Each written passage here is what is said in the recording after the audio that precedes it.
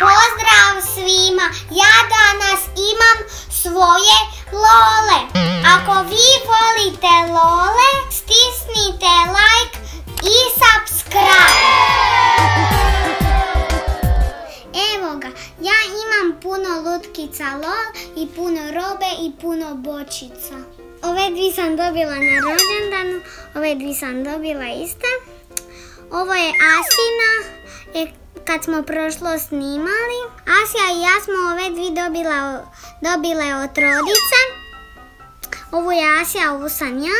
Ovo mi je isto od rođendana. Ovo mi je od prijateljice i ova. Još imam ovu. Ove dvi su Asine lažne. Ovo je Asina prava. I ovo je moja lažna. I još jedna moja lažna. Ovo je moja beba i ovo je moja, ovo je Asina, ovo je moj jedan ljubimac. I to je to od lutkica.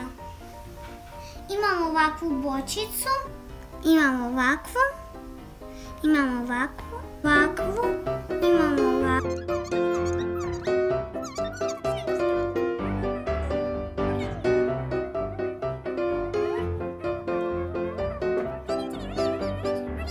Ako vam su se svidle ove lole, stisnite like i subscribe.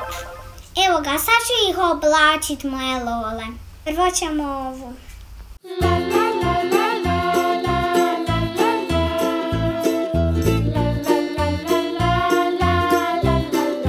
Evo ga, stavila sam cipele, robu, naočale i krunu. Evo ga, sad ću opet ovu.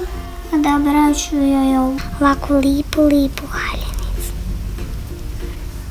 Baš je dobra. Papričica.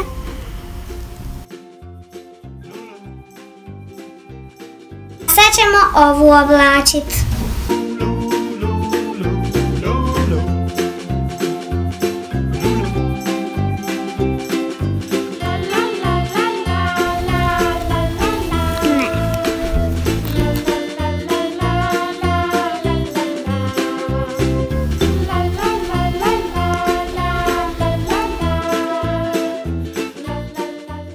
Tako vam se ja igram sa svojim lolama. Ćao!